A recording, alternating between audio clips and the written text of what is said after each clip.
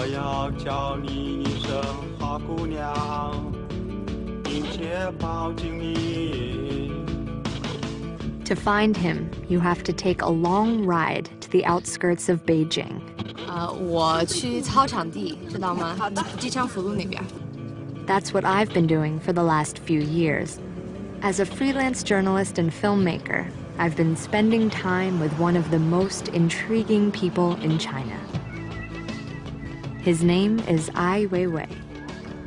In recent years, he's emerged as China's first global art star, with museums all across the world showcasing his monumental sculpture, provocative photography, and bold installations. This year, it was sunflower seeds, 100 million of them, all made from porcelain, each one painted by hand, filling the giant turbine hall at London's Tate Modern Museum. Yeah, just hold them this time, I know. Mm-hmm. A spectacle that reminded some of Weiwei's artistic hero. In one of my articles, I describe him as he's a Beijing 版的一个 Andy Warhol. 他从根子里面就是自由的，他从来不怕这些，他想怎么说就怎么说。Both artist and provocateur, there's no one in today's China generating quite this kind of attention. He's probably the most documented Chinese public figure alive. I mean, there's never really been somebody in China who has this combination of qualities. 10 years ago, Ai Weiwei settled in this village outside Beijing, transforming it with galleries and studio spaces that he designed himself. When I first began visiting him, I discovered that, whatever his latest project, Ai Weiwei was always obsessively documenting his daily life. A few years back, he began posting it all online. I showed up on his blog over 40 times. I also found Weiwei the artist had become as provocative with his keyboard, tapping out a daily diatribe against local corruption and government abuses. Weiwei through internet has created probably the biggest following he's ever had in his life. I think he had people who were waiters, waitresses. He had a lot of just average Chinese who were following him because he was speaking their mind. He was speaking up for them. My political involvement is really personal. If you don't speak out and you don't clear your mind, then who are you? In some cases, they call him Ai Shen online, you know, sort of holy eye or eye god. You know, that's a very dangerous description in China. Ai Weiwei's activism took a major public turn as China prepared to host the 2008 Olympics. Weiwei had worked with a Swiss architecture firm to design the signature building of the Games, the Bird's Nest Stadium. But as the Games approached, he grew disillusioned, calling the Olympics a fake smile that China was putting on for the rest of the world. The Olympics was presented to him and presented to the world as an act of integration and openness.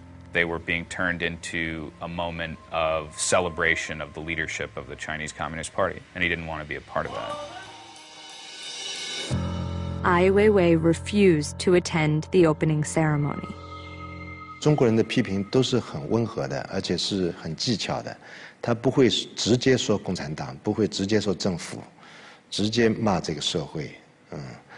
但是艾未未不一样，艾未未就是痛骂，他用最攻击性的词汇说这个社会非常黑暗。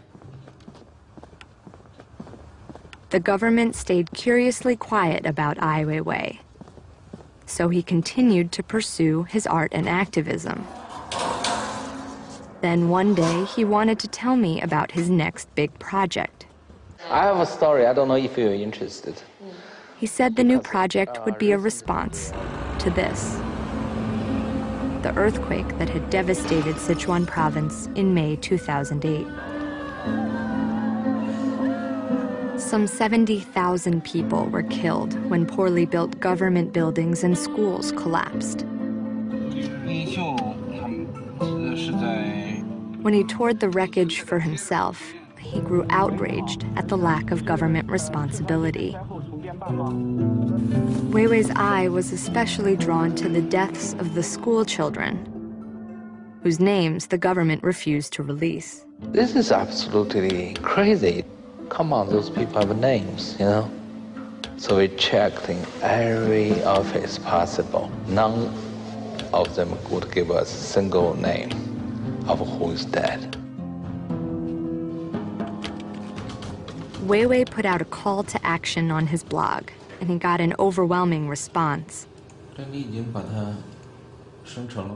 He gave cameras to volunteers to film in Sichuan as they began what he called a citizen's investigation into the earthquake deaths.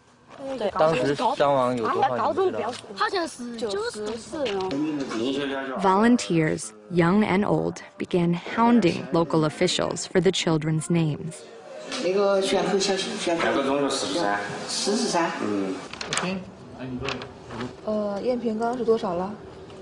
Then more volunteers posted the names online. The act of organizing people into a community in China is in itself a very risky thing to do.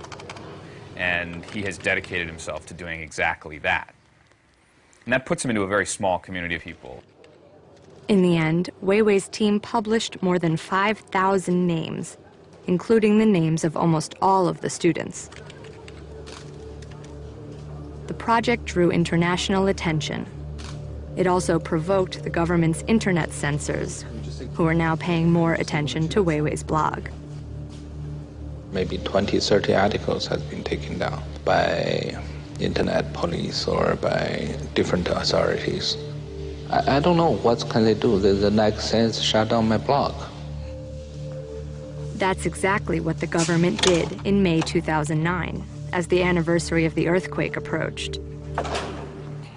And then they did something else. So this is one of the cameras